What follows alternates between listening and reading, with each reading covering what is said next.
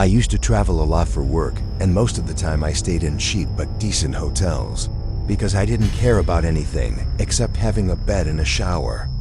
Nothing scary ever happened to me in any hotel before, so I never thought about danger or weird people. That changed during a trip I took for a training event in a small city in Pennsylvania. I checked into a regular-looking hotel that had a small lobby with old depressing red carpet and a smell that reminded me of my grandma's house. The woman at the front desk gave me a room key, and I went up to my room on the 3rd floor. The hallway was very quiet and felt a little empty in a strange way. My room was pretty normal with a small bed, a desk, and a bathroom. I threw my bag on the bed, turned on the TV, and tried to relax.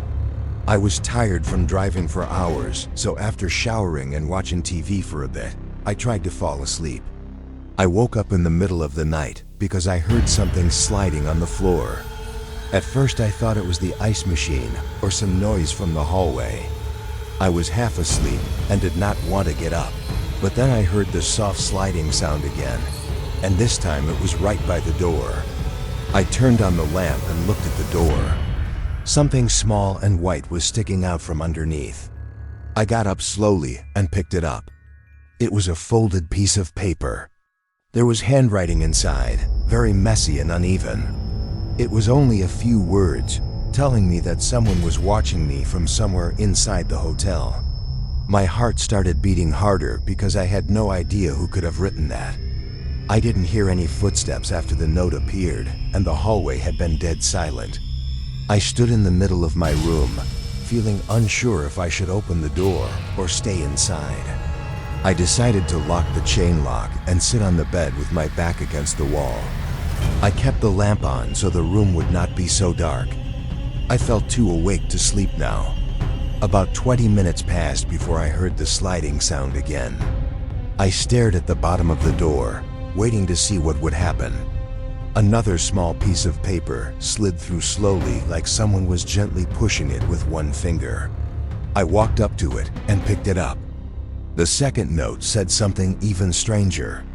It said that person had been inside my room earlier in the day before I arrived, and they liked watching people sleep in this hotel. The handwriting looked shakier than the first note. I felt a wave of fear go through my chest, because the idea that someone had been inside my room was too real to ignore. I looked around the room, even though I knew no one was in there right now. I checked under the bed, inside the closet, and behind the shower curtain, even though I already knew it was empty. After checking everything, I sat on the bed again, trying to decide if I should call the front desk. But it was after 2 a.m., and I had this paranoid feeling that the person sending the notes might be someone who worked at the hotel. The handwriting looked strange and shaky, maybe like an older person or someone who was unstable. I tried to calm myself down, thinking maybe this was some prank, but it felt too personal. I sat still for another half hour and tried to listen for any sound. Every tiny noise made my body tense up. Even the air conditioner clicking or the pipes tapping, everything made me jump. I told myself that if a third note came, I would go straight downstairs. I would not wait any longer. I kept my eyes on the door, but forced myself to breathe slowly. After a long period of silence, I started to relax again, but then the third note came. The sliding sound was even slower this time, like the person wanted me to hear it. I walked up to the door again. The third note said something completely different from the first two. It said the person was already inside the room with me again. I stared at the words for a long time. I looked around the room again, even though I had checked everything before. I slowly turned in a full circle, expecting to see someone in the corner or behind the curtains. I couldn't even breathe normally now. The idea of someone hiding in the room with me made my chest feel tight. I grabbed my bag and made the decision to get out immediately. I went to the door and looked through the peephole. The hallway was empty. I unlatched the chain lock and opened the door quickly. I rushed out and slammed it behind me, then ran down the hallway trying to stay quiet, but also wanting to get as far from that room as possible. When I reached the stairs, I looked back only once. At the far end of the hallway, I thought I saw a shadow move behind the corner near the last room. It looked like someone stepping back out of sight. I hurried downstairs to the front desk, where a different employee was working. He looked half asleep, but when I told him what happened, he looked extremely confused. He said there were only 3 other guests on my floor, and none of them had been walking around. He offered to give me a new room or let me check out early. I decided to check out early and drive to a different hotel, even though it was after 3 a.m. Before leaving, I asked if someone could check my room to see if any windows were open or if anything was disturbed. He took me upstairs with a master key, and when we entered my room, everything looked normal. But the window lock was broken in a way that looked recent. The employee looked nervous and said maybe someone from outside had gotten in earlier. I grabbed my bag and left the moment he finished talking. I drove to a different hotel 20 minutes away and barely slept. The next morning, I called the original hotel to see if they had found anything else. They said nothing strange came up. No cameras caught anyone near my room. No other guests complained about anything. They made it seem like the whole thing was just a weird misunderstanding, but I didn't buy it. I think he was lying. Something strange was going on in that hotel. I still remember the feeling that someone was right outside my door watching me. And the worst part is, I keep thinking about the third note, saying the person was inside the room again. That's the part that doesn't make sense and made me question if it was maybe a prank. But the broken window latch said otherwise. I checked everywhere. There was no one.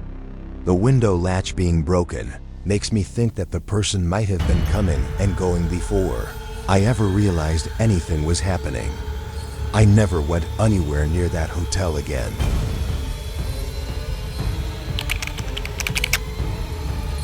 I stayed at a hotel in Virginia during a long drive to visit family because I was too tired to keep going. It was late at night, almost midnight, and the hotel looked basic but clean.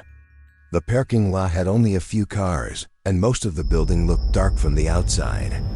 When I walked into the lobby, the man at the front desk barely looked up. He gave me my key, and I went to the 3rd floor. Most of the lights were dim, and every door I passed had the Do Not Disturb sign hanging, like no one wanted to be bothered.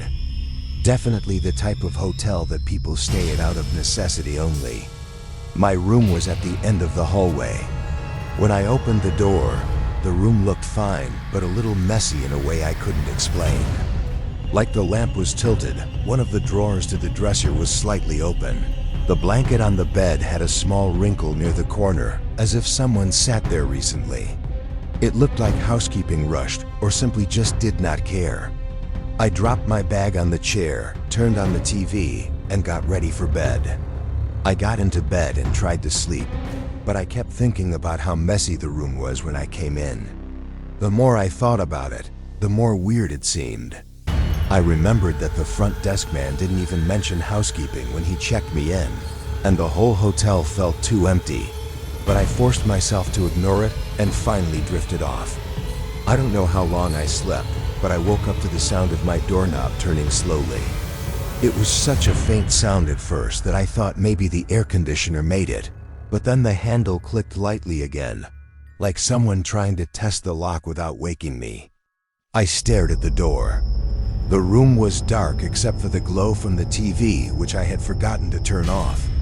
I could see the shadow of the door handle move slightly.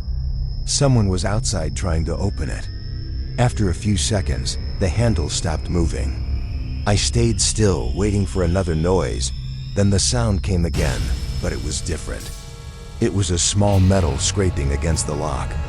It sounded like someone sliding a key into the keyhole, but that didn't make sense because no one should have a key to my room besides staff. The key turned, but the door never opened. I could see a thin sliver of hallway light in the gap. The door pushed gently once, then stopped. I waited for a voice or footsteps, but there was nothing. Then the door closed softly again, like the person walked away. I stayed awake for almost an hour, listening for footsteps or any sound in the hall. When nothing happened, I convinced myself it was maybe a staff member who mixed up room numbers, and when they realized, they left. I went to relock the door, then I fell asleep again from exhaustion.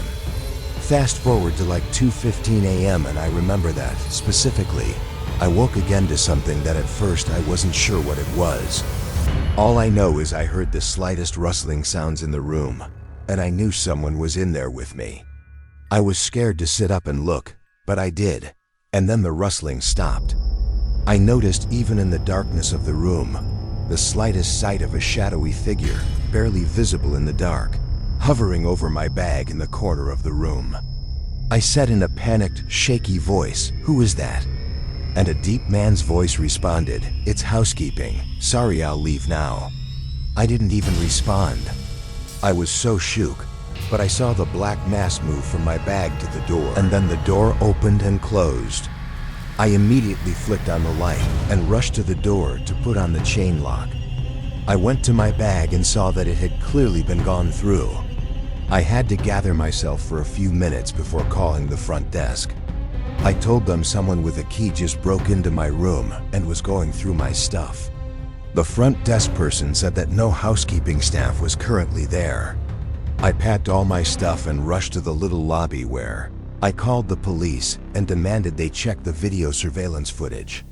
When police arrived, that's when the desk worker agreed to show the surveillance footage. And it showed a large, scary-looking man repeatedly walking down the halls, all sketchy-like, going to my door multiple times, and then finally entering my room with a key. The man at the front desk said that the man didn't work there, and he must have somehow stolen a master key from the hotel. I got my money back and immediately fled from that hotel, driving another half hour and eventually sleeping in my car. This experience somewhat permanently tainted my opinion of hotels, unfortunately. I wonder if I could have pressed charges on the hotel for negligence or endangering a guest or anything like that. Really, but I never bothered. I just try to block it out now. I used to work night shifts for a small delivery company, so on my off days, I would take short weekend trips alone just to get out of the house. During one of these trips, I stayed at a cheap hotel in New Jersey because it was close to a hiking trail I wanted to check out the next morning. The hotel wasn't terrible, but it had that old smell, and the hallways were too quiet, like no one else was staying there. I checked in during the early evening, and the woman at the front desk told me housekeeping had already cleaned all the rooms for the night. I didn't think about that detail until later when everything unfolded.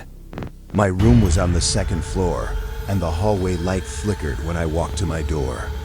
I didn't pay much mind to how creepy the hotel was because I was just so tired. I wanted to eat, shower, and go to sleep. The room looked clean at first glance. The sheets were tucked in perfectly, but the pillow on the chair looked a little crooked. I fixed it without thinking and turned on the small TV. After relaxing for a bit and eating snacks, I got in the shower. When I came out, the bathroom mirror was foggy and the room felt colder than before. I brushed it off and got into bed. The room had a dark corner near the small closet, and I kept noticing it out of the corner of my eye. It made me feel like someone was standing there, even though I knew it was empty. I fell asleep eventually, but I woke up sometime after midnight because I heard a strange, soft noise. It sounded like something sliding on the carpet in the corner of the room. I opened my eyes slowly and listened. The room was dim because the curtains were thin and some light from the parking lot came through. I thought maybe I was imagining things because I was still half asleep. Then I heard a quiet breathing sound, not mine, and it was coming from near the closet. I stayed completely still because I got scared instantly. The breathing was slow, like someone trying to stay quiet, but struggling. I told myself it had to be the air conditioner, but the unit was on the other side of the room and it made a totally different sound. I didn't want to sit up because I was afraid of what I might see, but eventually I forced myself to. I slowly pushed myself up on my elbows and looked toward the closet. I couldn't see anything at first. It was just a dark corner, but then I noticed something that made my stomach twist. The closet door, which I knew I had left completely open after checking it earlier, was now slightly closed. Not fully, but enough that it looked touched. I stared at the gap and tried to listen. The breathing stopped the second I sat up, and that made me even more scared because it meant something or someone realized I was awake. I wanted to run out of the room, but I was frozen in place. After a minute of silence, I got up very slowly and walked backward toward the door while keeping my eyes on the closet. I reached for the doorknob, turned it carefully, and stepped into the hallway. The hallway was empty and felt even quieter than before. My heart was beating so fast I felt lightheaded. I went downstairs to the front desk, but no one was there. The desk phone was ringing like someone called the hotel, but no one picked up. I didn't know if I should wait or try to find someone else. I didn't want to go back upstairs alone. After a few minutes, the woman who worked the front desk finally came out of the back room looking tired. I told her someone was in my room. She looked confused and said housekeeping was gone for the night and no one else had keys to guest rooms except for her and one older housekeeper who left hours ago. She offered to check the room with me or move to another, but she seemed so calm that it made me doubt myself a little. I asked her to come with me back to the room just to check. We went upstairs together. I expected to see the closet wide open or something messed up, but when we entered the room, everything looked normal. The closet was fully open again. The pillow on the chair was straight.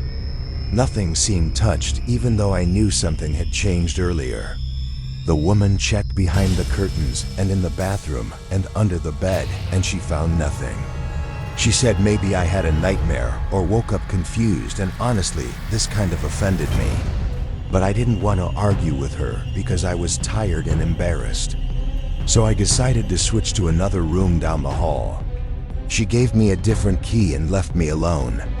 I moved my stuff to the new room quickly and locked the door. I checked every corner twice before lying down again. I tried to sleep, but the fear kept my eyes open. It was only around 1 a.m. and the night felt never-ending. I kept listening for anything strange. After about an hour, I finally started drifting off when I heard something that made my entire body turn cold. It was the sound of a housekeeping cart rolling down the hallway very slowly. The squeaky wheels echoed down the hall. The problem was that it was way past housekeeping hours, and the woman at the front desk said no one else was working. I sat up in bed and listened. The cart's wheels stopped right outside my new door. I didn't move. I held my breath for a bit so I could listen. Then I heard something worse.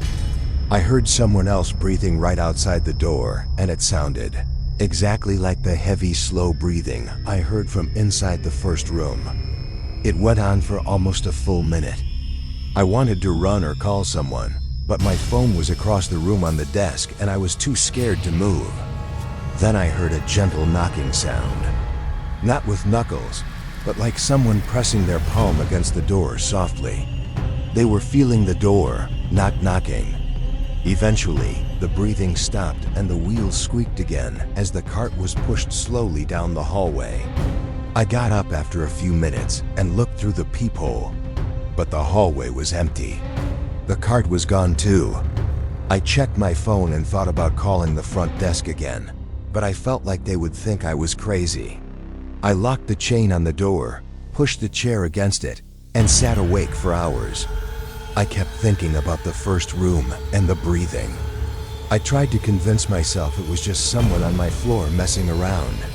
Early in the morning around sunrise, I finally left the room and went downstairs to check out. The woman at the desk was gone and a man was there instead. I told him what happened and he gave me a strange look. Then he said something that disturbs me to this day. He said they had not had a housekeeper on staff for the last week because the woman who used to work nights just stopped coming in. He explained that either he or whoever else was on front desk duty would have to clean the rooms in the meantime. He seemed like there was something he was hiding from me to save face for the hotel. I asked him if the missing housekeeper had keys to the rooms, and he said yes, she did. I left immediately after and did not look back at the hotel. I kept thinking about how that woman at the desk said housekeeping had already been through all the rooms earlier that evening, even though no one had been hired for a week. I don't know if she made that up or if she actually thought the missing woman had done it. But the breathing I heard in the room and outside my door sounded too real. And the way the closet door moved on its own still makes me feel sick. I think someone had been hiding inside that room before I ever arrived. I think they were still hiding somewhere in the hotel while I slept. I work as a house person at a hotel. It's a mix of maintenance and housekeeping. My job is to mostly help the front desk, which mainly involves me fixing guests' appliances and bringing them supplies. Another one of my jobs is to keep our pool clean and stashed with towels, which is relevant to the story I'm about to share. This took place in summer of 2023. My boss hired a new front desk worker, which for privacy reasons, I'll call her Brianna. She was working the night shifts, so I had a schedule change to help her on nights. It was a Wednesday night, so for our hotel, means it was a dead night. Basically no check-ins.